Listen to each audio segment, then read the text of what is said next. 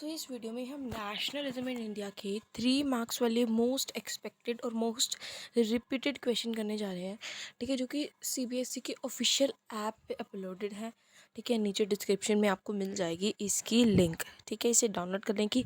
But इस link के अंदर सिर्फ 3 मार्क वाले क्वेश्चन नहीं होंगे। इस लिंक के अंदर MCQ 1 mark 2 mark 3 mark 5 mark सब होगा।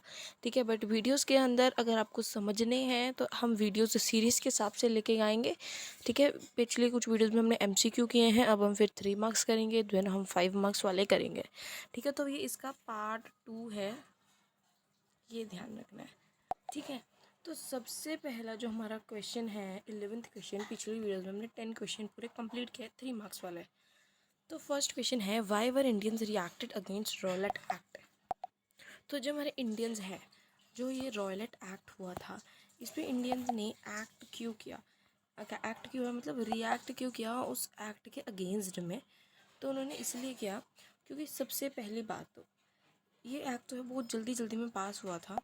ठीक है, जो इम्पीरियल लेजिस्लेटिव काउंसिल है, ठीक है, despite the United position of Indian members की मेन इसके अंदर प्रॉब्लम्स क्या थे इंडियंस को आई थी कि इस एक्ट में या फिर इस पूरी काउंसलिंग में, इस पूरी लेजिस्लेटिव असेंबली में कोई भी इंडियन मेंबर नहीं था। ठीक है, इंडियन मेंबर नहीं था। और दूसरा क्या था, it gave the government norms power to repress political activities, कि जो हमारी पॉलिटिकल एक्टिविटीज़ हैं उन पे वो थप्पा लगा रहे थे कि ये एक्टिविटीज़ जो है वो इंडियंस नहीं करेंगे। ठीक है, तो सबसे पहली बात तो इन्होंने क्या किया, हमारे हक छीन लिए जो हम कर सकते थे। And allowed detention of political prisoners without trial for 2 years. ठीक है, बहुत इंपॉर्टेंट पॉइंट ये है, इस एक्ट जो है ये एक्ट गवर्नमेंट को ऐसी पावर दे रहा था कि अगर गवर्नमेंट चाहे किसी ने कोई क्राइम ना भी किया हो, चाहे कोई क्रिमिनल ना भी हो, तब भी गवर्नमेंट उसे बिना शक के, बिना सबूत के, बिना किसी एविडेंस के पूरे 2 साल तक जेल में रखेगी। सिर्फ अपने उसके हिसाब से कि मेरे को लगता है कि इस बंदे ने ये किया है, वो किया है, इसीलिए मैं इसे जेल में रख रहा हूँ। ठीक है, मतलब ना कोई, जैसे अब हमें किसी के जेल में रखना है नॉर्मल, ठीक है, तो हमें उसके लिए प्रूफ चाहिए कि उसने वो क्राइम किया है या नहीं किया है। बट विदाउट एनी क्राइम उन्हें जेल में रहना पड़ता था। The Rowlatt Act acted as an instrument of suppression of civil rights. जो इंडियंस के सिविल राइट्स हैं वो उनसे छीन लिया गए थे। Hence produced wide spread discontent among masses. तो बहुत सारे लोगों के अंदर इसके अंदर डिसकंटेंट आया। डिसकंटेंट क्यों है? देखो, क्योंकि हम इंडियंस हैं। ठीक है, अगर कोई एक्ट पास हो रहा है हमारी ही कंट्री में जो हमें कोई फ़ायदा नहीं दे रहा है, प्लस हमें उसका बहुत ज़्यादा नुकसान हो रहा है, तो ऑब्वियसली इंडिया जो है उस पर रिएक्ट करेंगे ही। 12th है हमारे पास, mention the features of the flag which was designed by Gandhi ji. Gandhi ji ने एक फ्लैग डिज़ाइन किया था। ठीक है, कलर उसमें कुछ वैसे था जो हमारा नॉर्मल फ्लैग है आज, बट उसके अंदर क्या डिफरेंट थे वो हमें बताना है। ध्यान रखना है कि 1921 में गांधी जी ने और इस फ्लैग को स्वराज फ्लैग का नाम दिया था, ये भी ध्यान रखना है। ठीक है, सबसे पहले क्या था, ये एक ट्री कलर फ्लैग था, मतलब इस फ्लैग के अंदर 3 कलर थे। ठीक है, had a spinning wheel in the centre के अंदर एक स्पिनिंग व्हील था, represented Gandhian ideal of self help. ठीक है, और ये जो स्पिनिंग व्हील है ये क्या रिप्रेजेंट कर रहा था? Gandhian idea of self help, कि गांधी जी जो है आइडिया दे रहे हैं हमें कि हमें खुद की मदद करनी चाहिए। ठीक है, ये ग्रंथ में भी है ये चीज़ कि अगर हम खुद की मदद करेंगे तभी भगवान हमारी मदद करता है। ठीक है, तो the tree colour were red green और वाइट। ठीक है, कौन से थे? जैसे कि हमारे यहाँ पे वाइट होता है, ग्रीन होता है, ऑरेंज होता है, तो वहाँ पे ऑरेंज की जगह जस्ट रेड था। ठीक है, carrying the flag holding it aloft during marches became a symbol of defiance. तो जब कोई मार्च होता था, कोई प्रोटेस्ट होती थी, तो सब लोग उस फ्लैग को कैरी करते थे, क्या दर्शाने के लिए? Symbol of defiance. ठीक है, खुद की एक पहचान बन गई थी उस फ्लैग के द्वारा। ठीक है,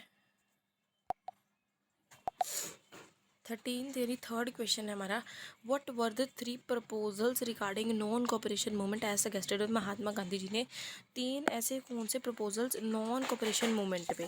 ठीक है, देखो गांधी जी ने ना 3 मूवमेंट चलाई थी, सिविल डिसोबीडियंस, नॉन कोऑपरेशन और सत्याग्रह। उसको पर्टिकुलर वे में याद करना आपको ज़रूरी है। ठीक है, as exam point of view.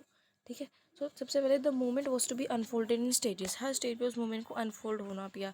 ठीक है, मतलब कुछ ना कुछ चेंजेस उसमें आए। ठीक है, it should begin with the surrender of titles awarded by the government and boycotted of civil services. तो ये कहाँ से शुरू होती है? जब हम सरेंडर कर देते हैं जो गवर्नमेंट की तरफ से हमें अवॉर्डेड चीज़ें हैं, ठीक है, जैसे अवॉर्डेड स्कूल हैं, गवर्नमेंट की स्कूल हैं, ब्रिटिश, क्योंकि गवर्नमेंट उस टाइम पे ब्रिटिश थी। तो अगर हम गवर्नमेंट के अंदर हैं इसका मतलब हम ब्रिटिश के अंडर है। तो नॉन कोऑपरेशन मूवमेंट यही था कि हमें उसको हर चीज़ को करने से कोऑपरेट करने के लिए मना कर देना है, ठीक है। Boycott of civil rights services, army, police, courts, legislative council, schools and foreign goods, इन सब चीज़ों को बायकॉट कर दिया गया था, ठीक है। सिविल, ये चीज़ याद रखेंगे, civil services. Then in case the government use repression a civil disobedience movement would be launch, इसी वजह से सिविल डिसोबीडियंस मूवमेंट लॉन्च हुई थी, ठीक है। नेक्स्ट है, देखो ये एक मैप है यहाँ पर,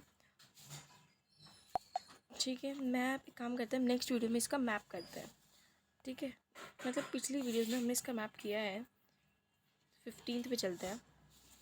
Can you explain why some Congress leaders were reluctant to boycott the council election of November 1920 में जो काउंसिल इलेक्शन हुई थी, कुछ लीडर्स ने उसे बायकॉट कर दिया था, क्यों किया था? तो many within the Congress were however concerned about the proposal given by Gandhi ji.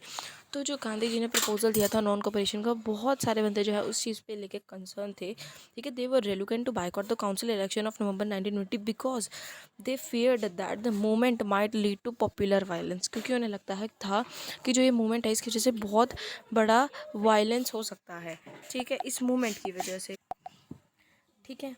In the month between September and December there were intense tussle with the Congress के बीच में बहुत बड़ा टसल चल रहा था। For a while there seemed into meeting points between the supporters और opponent, supporters जो थे और ओपोनेंट थे उनके बीच में बहुत घमासान युद्ध टाइप का हो रहा था।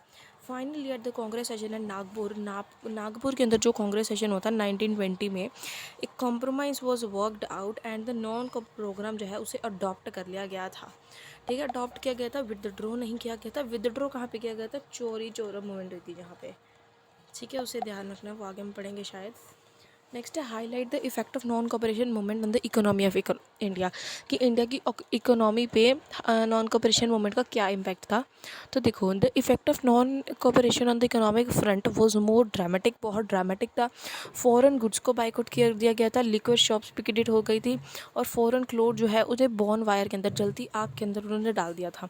The import of foreign goods halved between, ठीक है, फॉरेन गुड्स का इम्पोर्ट अंदर आना, मतलब फॉरेन गुड्स खरीदने वगैरह का, 1920 और 1921 में उसकी वैल्यू हाफ हो गई थी।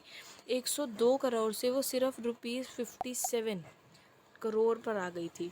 In many places merchant and trader refuse to trade in foreign goods, foreign goods से वो उन्होंने बहुत सारे प्लेसेस पे ट्रेड करना बंद कर दिया था। और फाइनेंस फॉरेन ट्रेड को भी वो फाइनेंस नहीं करते थे। As the boycott movement spread, जैसे ये बाइकआउट वाली मूवमेंट स्प्रेड हुई, लेकिन people began discarding imported clothes wearing only Indian ones, ठीक है, सिर्फ इंडियन वगैरह कपड़े खरीदने शुरू हो गए थे। Production of Indian textile mills and handloom wells, ठीक है, जो इंडियन के टेक्सटाइल्स है, जो इंडियन के हमारे कपड़े वगैरह थे, हैंडलूम्स वगैरह थे, वो सब बढ़ गए उस टाइम पे, ठीक है। नेक्स्ट क्वेश्चन है, what were the method use by peasants of Awadh to achieve their goal, ठीक है। तो यहाँ पर देखो, what were the method use by peasants, Awadh के जो पीजेंट्स देश से थे उन्होंने कौन सा मैथड यूज़ किया था अपने गोल को अचीव करने के लिए, ठीक है। इन मैनी प्लेसेस, जैसे नाई धोबी बंद वर ऑर्गेनाइज पे पंचायत नहीं है, नाई धोबी बंद ऑर्गेनाइज किया था लैंडलॉर्ड्स को डिप्राइव करने के लिए, कि वो अपनी सर्विसेज, जैसे कि वन बार्बर और वॉशरमैन, वो भी अपनी सर्विस करने से मना कर दिया था उन्होंने, ठीक है। नेक्स्ट है, the peasant movement demanded reduction of revenue. तो पीजेंट ने क्या किया, उन्होंने कहा कि हमें रिवेन्यू नहीं चाहिए, कि हमारे रिवेन्यू को माफ़ किया जाए। अबोल्यूशन ऑफ बैगर, ठीक है, बैगर का अबोल्यूशन किया जाए। एंड सोशल, अब कुछ बच्चों को बैगर का मतलब यहाँ पे भिखारी नहीं है, बैगर का मतलब हमने 1 मार्क क्वेश्चन वाली सीरीज में डाला है, वो देखो जाके, ठीक है, डिस्क्रिप्शन में मिल जाएगी। And social boycott of oppressive landlord, ठीक है, सोशल बाइकआउट जो है ऑपरेसिव लैंडलॉर्ड, उन सब पे फ़र्क पड़ा। Some peasants denied doing begar work, ठीक है, जो बैगर वर्क मतलब कि किसी के अंडर आके काम करना, ठीक है, सब कुछ पीजेंट्स ने उसे डिनाई कर दिया। तो बैगर वर्क उसके टाइम पे ये था कि जो वो काम बोलेंगे वही हमें काम करना है, वहीं हमें रहना है, खाना पीना वही है, ठीक है। और landlord farm without any payment, landlord farms पे बिना किसी पेमेंट के उन्हें रखा, ठीक है।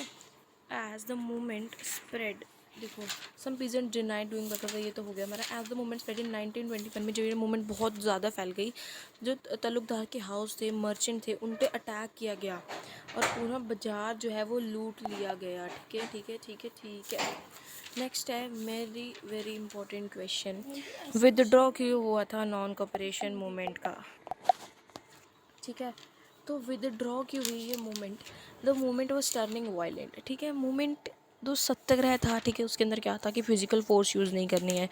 अब उसके साथ साथ ये नॉन कॉपरेशन मूवमेंट भी चला। ठीक है, सत्याग्रह मूवमेंट को विड्रॉ नहीं किया गया था, बंद नहीं किया गया था, फिर भी लोगों ने वायलेंट शुरू कर दिया। ठीक है, एक चौरी चौरा जगह है गोरखपुर के अंदर, उत्तर प्रदेश के अंदर, एक पीसफुल डेमोन्स्ट्रेशन हो रहा था बाजार के अंदर आराम से, वो एक वायलेंट क्लैश में बदल गया और 20 पुलिसमैन मर गए वहाँ पे।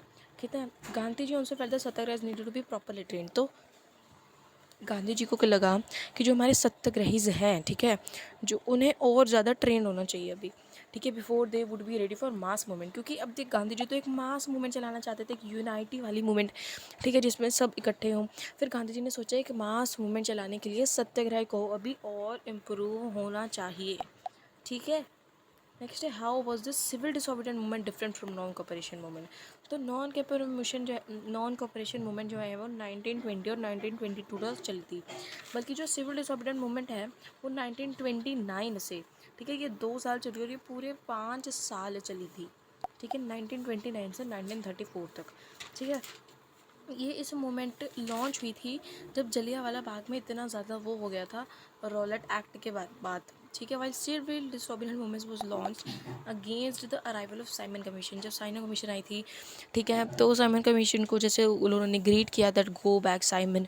ठीक है, तो साइमन कमीशन में क्या था कि कोई इंडियन मेंबर नहीं था, इसीलिए उस मूवमेंट के बाद ये सिविल डिसोबीडिएंट मूवमेंट स्टार्ट हुई।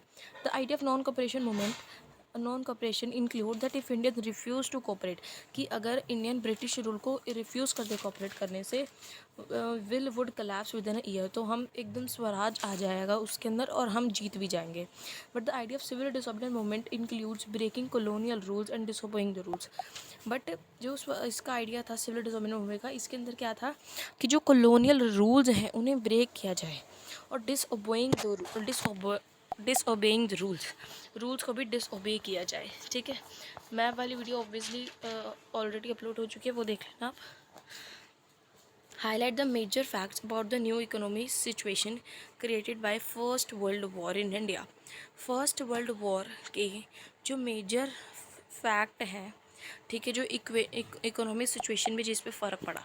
तो First World War let a huge increase defence expenditure which was financed war and increases in tax. तो देखो, अब सबके पास तो इतना पैसा नहीं है ना। अब यहाँ पर बात इंडिया की हो रही है, तो इंडिया के कंटेक्स्ट में बोलेंगे कि किसी भी कंट्री के पास इतना पैसा नहीं है कि मतलब वॉर लड़ी जाए, उसके लिए बहुत सारी मशीन, क्योंकि वॉर लड़ने के लिए भी गन्स वगैरह चाहिए होती है, टैंक्स वगैरह चाहिए होता है, ठीक है, उसके लिए भी बहुत पैसा लगता है। तो जिन कंट्रीज़ ने, जैसे मेनली जो लोन है वो यूएसए से लिया गया था फर्स्ट वर्ल्ड वॉर में भी, सेकेंड वर्ल्ड वॉर में भी, तो जो मेनली लोन्स है वो यूएसए से लिया गया था। और यूएसए से लोन्स लेने के बाद अब जब वॉर ख़त्म हुई तो उन्हें लोन भरना पड़ा। ठीक है, पता क्या हुआ था, द एज ऑफ इंडस्ट्रियलाइजेशन में ये चीज़ है शायद कि sorry the making of global world में, कि जब यूएसए से लोन किया गया था तब यूएसए जो है वॉर ख़त्म होने के बाद उसके पास पैसे कम हो गए थे, तो यूएसए ने एकदम फटाफट कहा कि मेरा लोन वापस दो, इसीलिए उन्हें डिफेंस एक्सपेंडिचर इंक्रीज़ करना पड़ा। ठीक है, अपना लोन फाइनेंस करने के लिए उन्होंने टैक्सेस इंक्रीज़ कर दिए। अब वो पैसा कहाँ से देंगे? पैसा तो कंट्री के पास भी नहीं है ना, गवर्नमेंट के पास भी इतना पैसा नहीं है, तो वो लोगों से ही टैक्स लेके पैसा ले रही थी। Custom duties were red and new income taxes were introduce. Custom duties ख़त्म हो गई थी और नए नए इनकम टैक्स इंक्रीज़ हो रहे थे। Through war years prices increase doubling between, हर चीज़ का प्राइस 1934 और 1918 के बीच में डबल हो गया था। ठीक है, अगर कोई चीज़ 5 रुपये की मिल रही है तो वो 10 रुपये की मिल रही है, और अगर कोई चीज़ 10 की मिल रही है तो वो 20 की मिल रही है, मतलब डबल हो गया था प्राइस। ठीक है, villagers were called upon two supply shoulders. अब देखो, अब इतनी ज़्यादा मतलब वॉर के टाइम पे जितनी भी लड़ाइयाँ वगैरह होती है, तो उसमें आर्मीज़ जो हैं, हमारे फोर्स जो हैं, वो भी शहीद होते हैं ना, वो भी मरते हैं। तो इसकी वजह से अब और ज़्यादा बंदे चाहिए थे, क्योंकि एक वर्ल्ड वॉर थी। वर्ल्ड वॉर का मतलब ये होता है कि पूरा देश लड़ रहा है, तो विलेजर्स को फोर्स किया गया कि तुम हमारे आर्मी के लिए लड़ने के लिए बंदे दो। ठीक है, force the requirement and rural areas cause wide spread anger, क्योंकि फोर्स के लिए जो उन्होंने कहा, फोर्स के लिए रिक्वायरमेंट जो थी रूरल एरियाज़ के अंदर, उसकी वजह से बहुत ज़्यादा वाइड स्प्रेड एंगर फैल गया था। ठीक है, तो इस वीडियो में हमने बहुत सारे क्वेश्चन किए, नेक्स्ट वीडियो में हम पार्ट 3 करेंगे।